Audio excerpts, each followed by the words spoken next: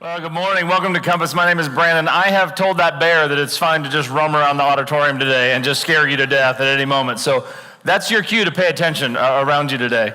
But again, my name is Brandon. I'm one of the pastors here. As Kevin said in the video, he's in the Dominican Republic. Only Kevin Weir can rock a V-neck t-shirt on a mission trip, but we're excited that he is there. Today's the second week in this series, Scared to Death. And just by a show of hands, how many of you are scared of heights? Come on. How many are scared of heights? Okay, yeah, a lot of you. I'm gonna do yourself a favor if you're scared of heights. Do not watch the documentary Free Solo. Okay, Free Solo. Have you seen this? It's the story of Alex Holland, who climbs El Capitan. It's a 3,000-foot granite rock in Yosemite National Park.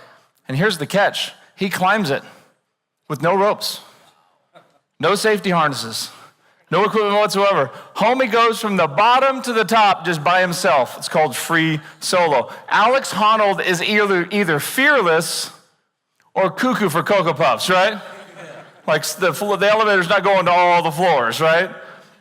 Now, besides this guy, all of us need this series when we talk about fear, except for him. He's on another level when it comes to fear. Most of us are scared of heights. Let me ask you another question. How many of you would be willing to say, you know what, I'm also a little scared to invite people to church? Yeah, you guys are all lying. Anyways, here's the thing. Inviting people to church, we've been, if you guys wouldn't mind getting out these Easter cards, we've been telling you guys, hey, invite someone to Easter at Compass Roanoke, right? And we've been talking about this. And here's the deal. Those of you that all lied to me and said, oh no, there's no problem for me. Here's the catch. Like when you invite someone to church, it's kind of like you're at a junior high dance, isn't it? You remember that emotion? You're against the wall, like, should I go ask her to dance or not? Like, we're all just standing against the wall, right? Or it's like asking someone on a date.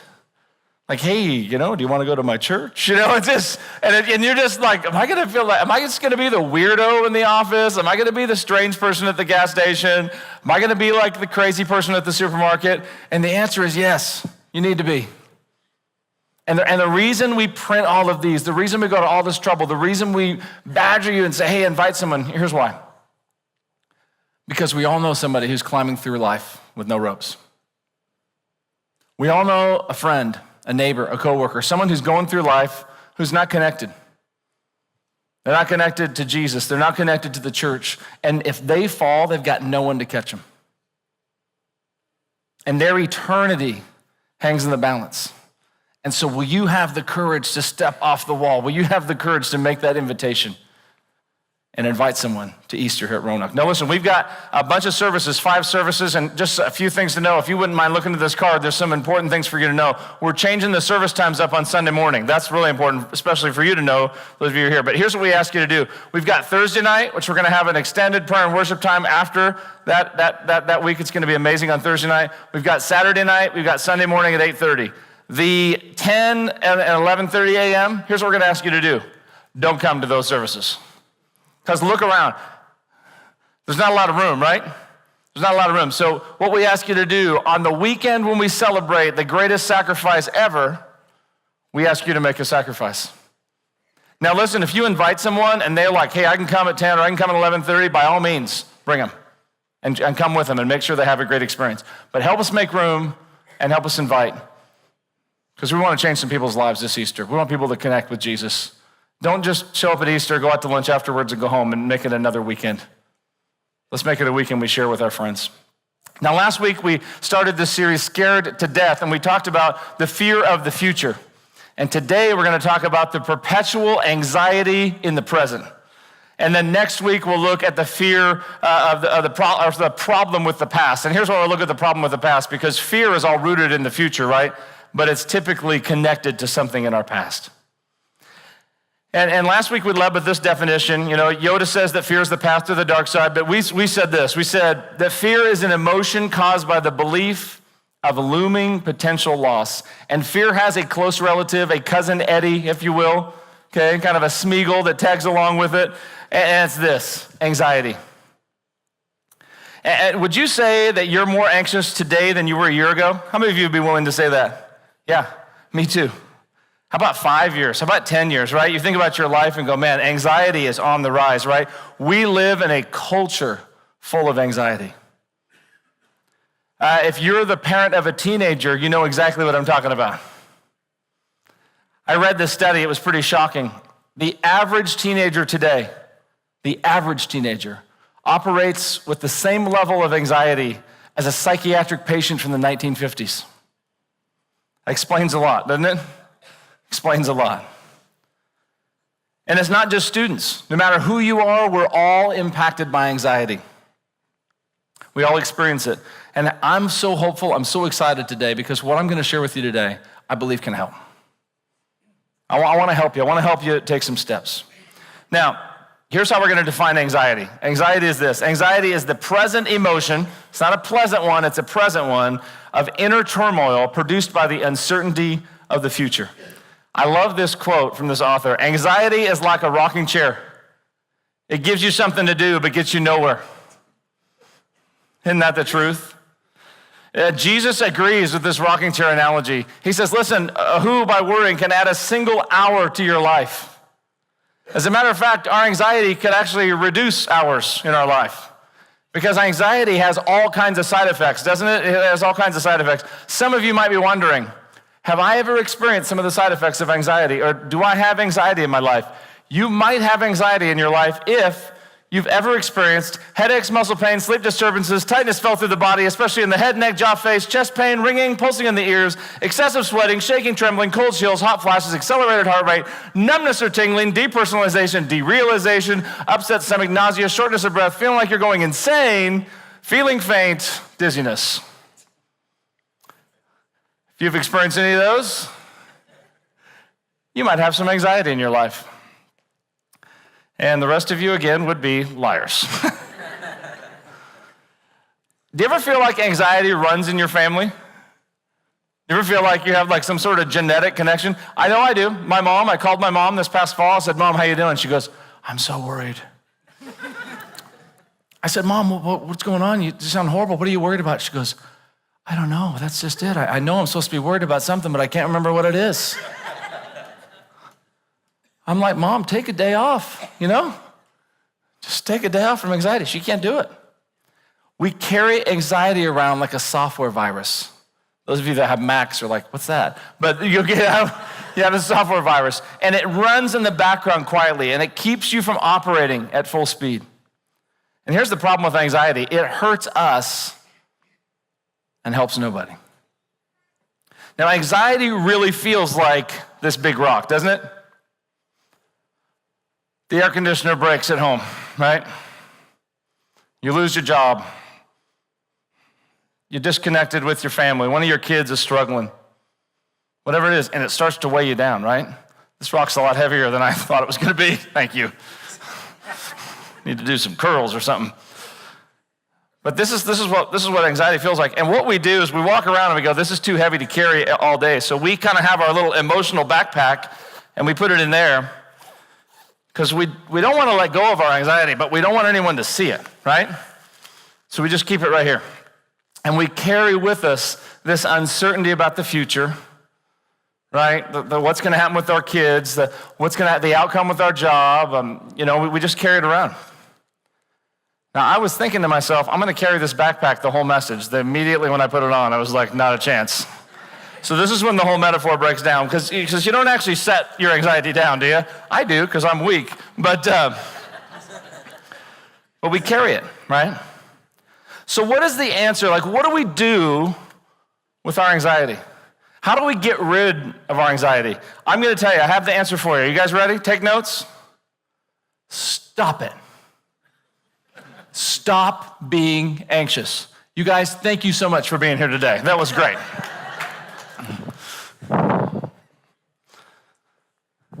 Have you ever had anyone try and explain your anxiety away? All the husbands in the room are like, yep, I have. It's a great marriage advice, right? Just fix it. If she's anxious, just try and solve it for her. Think logically, sweetie, about this. Don't do it. Danger, Will Robinson, right? But we do. People try and explain our anxiety away, or they try and reason with us, right? And you're like, I'm going to punch you in the face. Like, you're making me so angry right now. I'm sharing my anxiety with you, but I can fix it. No, you can't. I'm about to fix you, That's how it feels.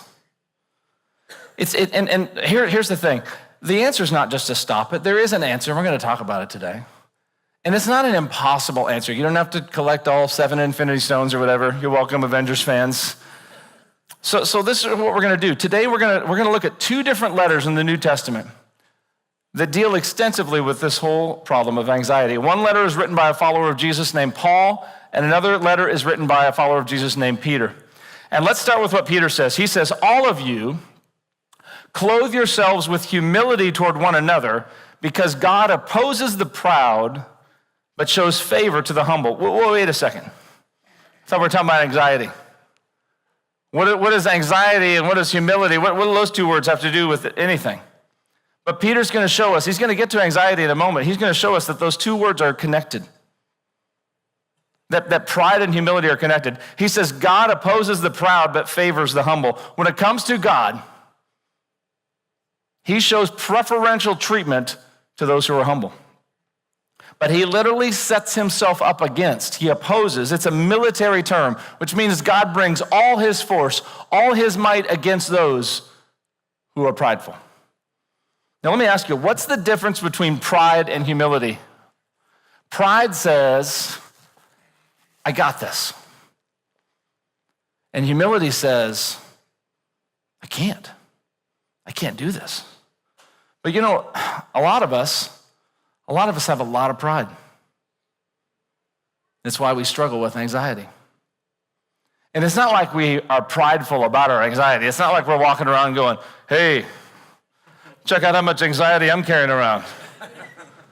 Look how worried I am. I've been worried for weeks about this. Check this out. Like, we're not prideful like that. But when it comes to anxiety, we're prideful in this way, because the things that we're anxious about, we say, I can handle it. I can take care of this. I can fix it. I got this. And humility says, I can't. I can't control my kid's future. I can't even control my own future. Hey, humility realizes I can't carry it. I can't do it. Not only that, I'm not even sure I'm supposed to. I'm carrying a weight I'm not even meant to carry. And then he goes on and says something even more emphatic with an outcome attached to it. Peter says, humble yourselves, therefore, under God's mighty hand, that he may lift you up in due time. Now, what are the last 3 words in this verse? In due time. Say them with me. In due time. Like 1/4 of you said it. So you're going to be in, you're going to be due, you're going to be time. Let's do this. Let's all do it. In due time. Very good. Thank you for coming back. All right. I don't think that we should be the ones to determine what in due time is. You know why? Because we're impatient. We're the same people who burn our mouths on Hot Pockets. Right? I mean, the whole idea behind a Hot Pocket is you get to make a quick meal, right? But we can't even wait for that. And of course, so when it comes to anxiety, we're like, but I prayed about this. I put it down. And it's not gone away. I'm so anxious. What am I going to do? And we freak out. God, you need to fix this right now. It isn't working. And God's like, hey, remember, I said, humble yourselves under my mighty hand that I may lift you up in due time. So in due time may not be as soon as this message is over. It may not be as soon as this day's over, this week's over, this month's over, this year's over. I don't know. But here's what I do know. You'll get lighter if you start doing some of the things we're talking about. The weight will start to come off a little bit.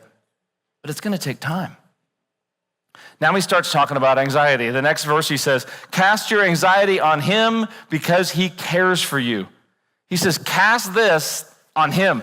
He says, don't carry this thing around.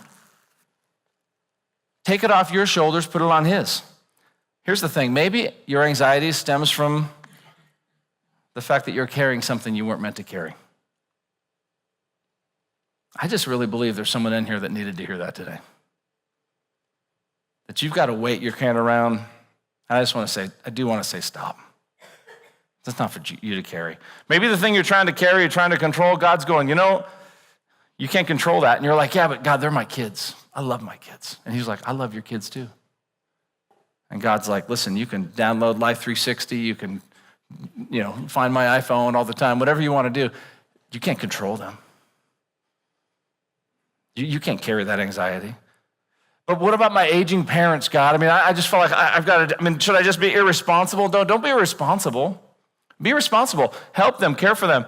But you're not responsible to carry everything. You can't do it because that's not meant for you to carry. Because God cares, you can cast your anxiety on him. Now, maybe at this point, you're sitting in this room or you're watching on Facebook Live and you're thinking to yourself, God cares, really? That's it? Cast your anxiety because he cares for me? Is God like some sort of celestial Care Bear in the sky?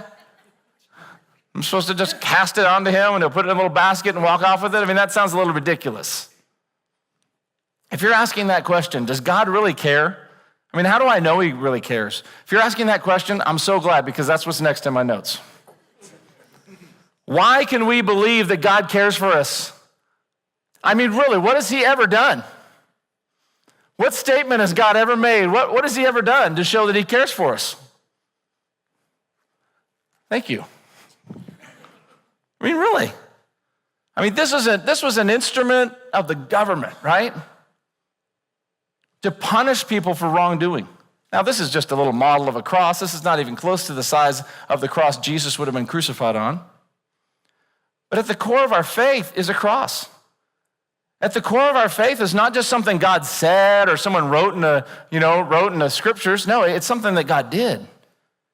And he did to show us that he really cares.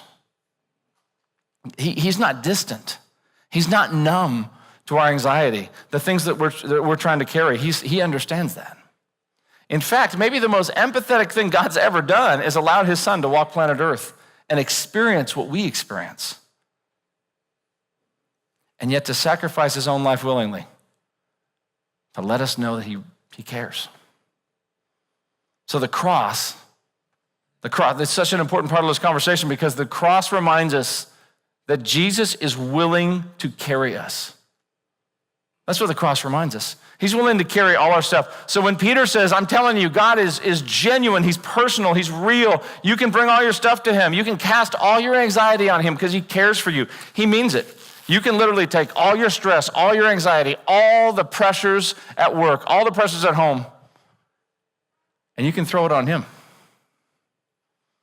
You can cast it on him. Listen, the cross of Jesus stood before time. It stands in the middle of in time, and it still stands today. I'm preaching up here. Can I get an amen? I mean, that's right? I mean, our culture can try and get rid of the cross, can try and bury the cross. The cross of Jesus is not going anywhere. It stands strong. And you can cast all your anxiety, all your worries, all your fears on him because he cares for you every day. But here's our problem, right? We turn our backs to that. We get fixated. You guys ever do this? You just feel like you get fixated on one thing, right? And sometimes it's embarrassing what it is. Like sometimes it's something that you shouldn't be anxious about, but you are, and you just get fixated on that thing, and you can't control it, and you think it's your responsible to fix, and you're like, and Jesus is saying, listen, you got to get a broader view. You got to open your eyes. You got to turn around, open your eyes from this microscopic view of your problem. And remember, you have a God who went to the cross for you.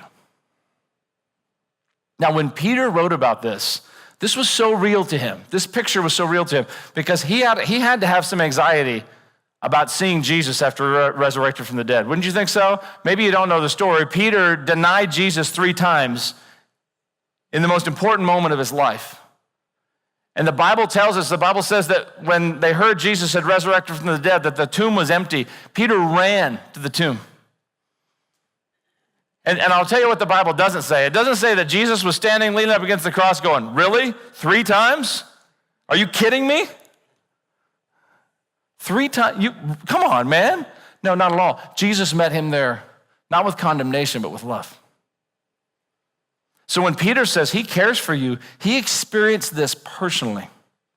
And some of you in this room, you feel like a runaway. Some of you watching online, you feel like a runaway. Some of you have denied Jesus Christ by your actions. You're full of shame. You're full of guilt. You've walked away from your faith. Maybe the people in your life see it, but maybe you're trying to keep that a secret. Maybe it's just kind of a silent walk away from God. And here's what I want to say to you today. If God feels distant, for you. If this seems like an impossibility to you because you feel like you've somehow fouled out because you've messed up so much, I just want you to know this is still true today. You can still cast your anxiety on him. That's open for anybody. Now, some of you are like, I get the illustration with the cross. I get it. I understand it. But those of you in the room that are full of anxiety, I mean, you're not even thinking about the cross anymore. You're like, hey, is that nail going to hold? Right? I mean, you've moved on from the illustration, right? You're like, I'm not so sure. I mean, this thing, is that thing OSHA approved? I mean, what's going to go on here? Right? And some of you in the front row are like, okay, it's going to fall and flip. I'm going to go this way. And you're making plans, right? Because you're just full of anxiety. I mean, you're not even thinking about the cross anymore. And here's what I want you to know. I don't know if you can count on this cross, okay? It was made in Roanoke this week, okay? But you can count on the cross of Jesus. You can count on it. And then, and listen, so for some of you, you're like, okay, I get it. But how? Like, how do I do this? And if you're asking that question, Paul's your guy, because Paul gets really practical and says, here's how. He says this, he says, do not be anxious about anything. So we go to this next letter in Philippians. Do not be anxious about anything. I'm so glad he doesn't stop there. He says, but in every situation by prayer and petition. So he says, when you feel anxiety, when you feel worry, when you feel the panic attack, when you feel that sleeplessness, whatever you feel, he says, turn your anxiety into prayer. The first key to overcoming anxiety is turning and casting your anxiety into him by turning your anxiety into prayer. Now, the danger here is for those of you, and some of you are already doing it, you're internally rolling your eyes and going, seriously? Thoughts and prayers, that's your JV response to my varsity problem? Prayer? I just want to say this, don't shoot the messenger. You can shoot Paul if you want. He says, turn it into prayer. You know what the problem is for us? It's that in due time thing.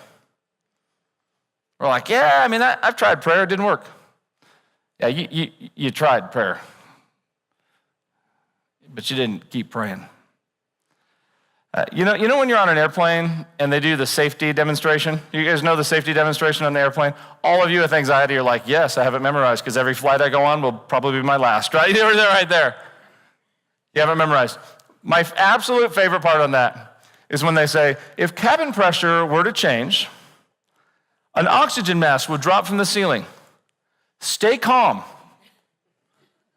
Stay calm? I'm just telling you right now, if an oxygen mask drops from the ceiling on my airplane, I'm going to punch the person on my right and left, grab that thing, and hold on for dear life, right?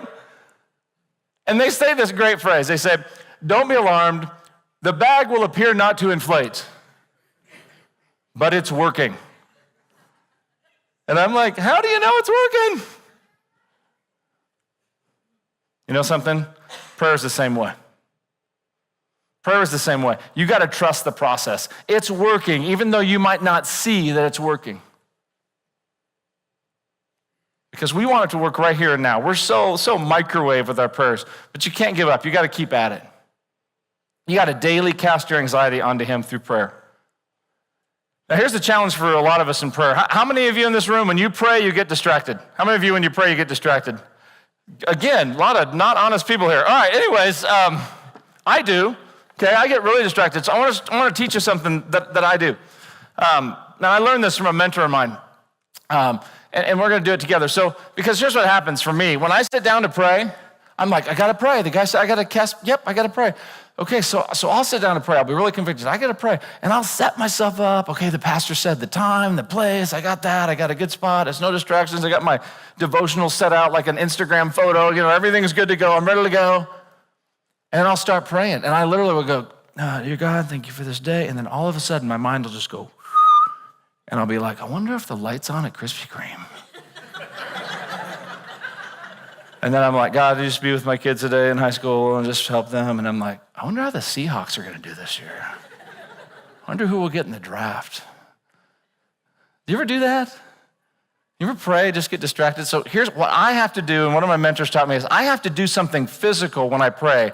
And if I don't, I'm done. I'm in trouble. So we're gonna do this. I'm gonna teach you what I do and then how to do it first. So we're gonna do it together. Put your hands on your knees like this. This is an all play, everybody. Hands on your knees like this. And so what I do, this is called palms down, palms up. I take a deep breath in, do it with me. And then as I'm breathing out, I turn my palms over and I just lift them up in the sky. I love all the ladies are like, no problem. All the guys are like,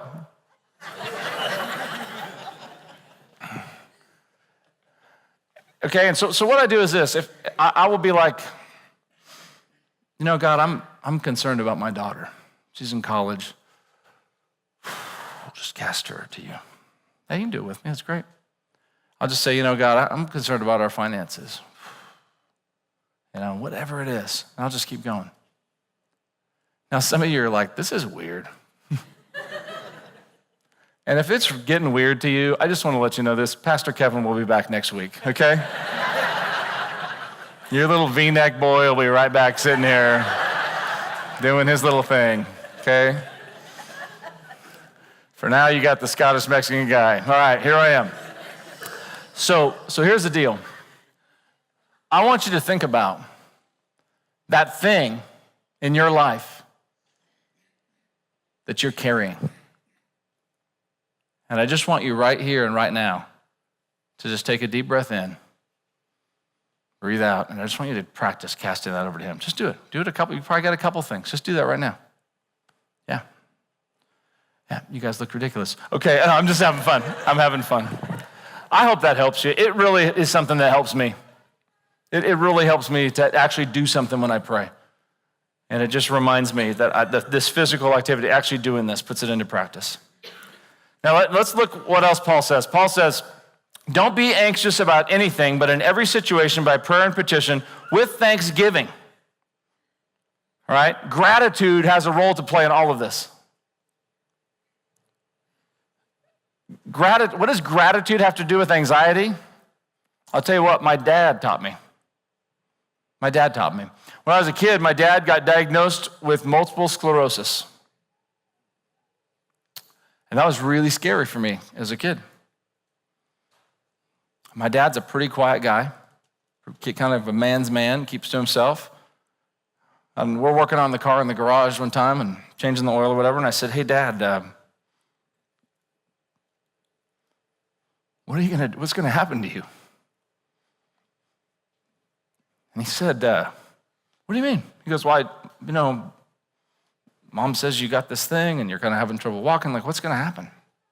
And my dad is so awesome. He goes, what's going to happen? He goes, we're going to just live every day as a gift, as like it is normally. It's a gift from God. That's what we're going to do. See, my dad just taught me to walk in gratitude. He's not even thinking about it. It's not even on his radar screen. He's turned his anxiety into gratitude. That's how it works. I have a friend named Chris who's a cancer survivor. He went through chemo, went through all that, and he survived. It was incredible. I said, how do you do it, man? I mean, don't you wake up every morning and think, what if it comes back? Like, what if the cancer comes back? He goes, every day. He goes, every day I do. And so my friend Chris, I said, what do you do? He goes, I just pray, and I say, God, thank you for today. Thank you that I can breathe right now, that my heart's beating. Thank you for my wife. Thank you for my kids. Thank you I can just pay rent. Thank you I have a place to live. And he just says, I walk in gratitude, and that brings me back. You see, the way you overcome anxiety is you cast your anxiety on him through prayer. And the second thing you do is you cast your anxiety onto him by turning your anxiety into gratitude. You just start naming out loud the things that you are grateful for.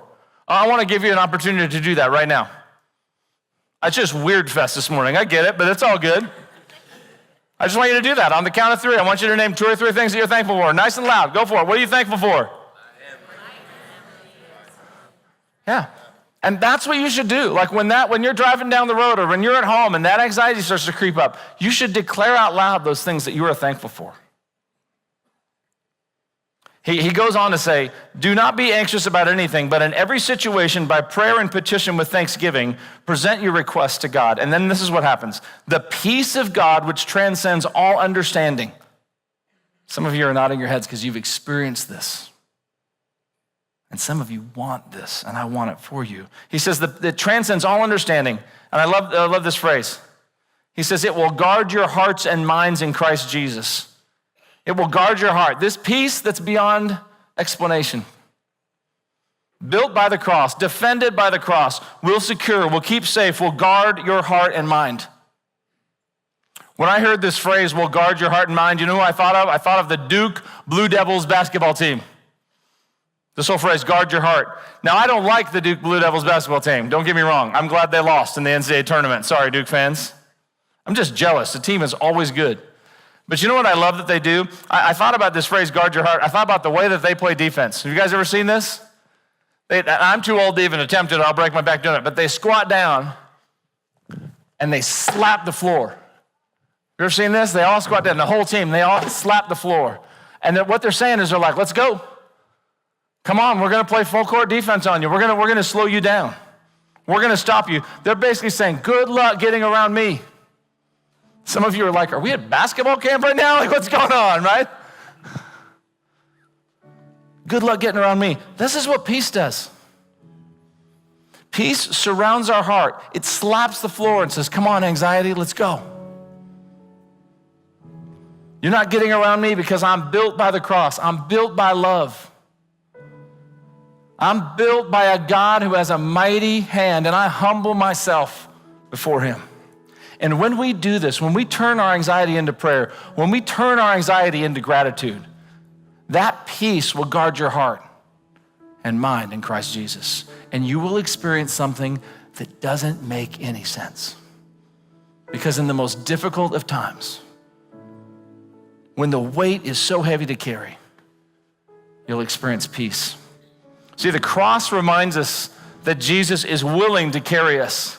It's a statement of empathy and sacrifice. But the story of our faith is not just about a cross, it's about an empty grave, amen? It's about the tomb being empty. And that empty grave reminds us that he's capable of carrying us. He can do it. Jesus says, listen, I defeated death. Your anxiety, bring it on. I'll take it. I can handle it. So what are you going to do? In the middle of your anxiety, man, there's a decision every one of us is faced with. Will we try and carry our fears? Will we try and carry our anxiety? Or would you be willing to cast it on the one who cares for you? That's the question that you and I have got to answer every single day.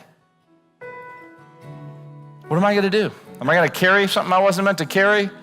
Or am I going to cast it on him?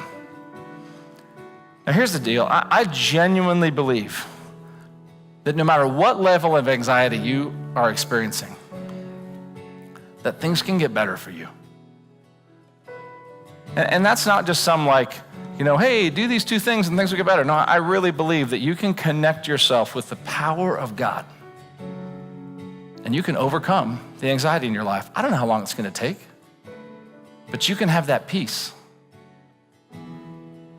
Here's the other thing I want you to know. When it comes to anxiety, some of you got anxiety in your life that's unspeakable. Like some of the things that you're carrying on your shoulders, if we went around the room today and just asked everybody, some of the things you're carrying would be unbelievable. So difficult.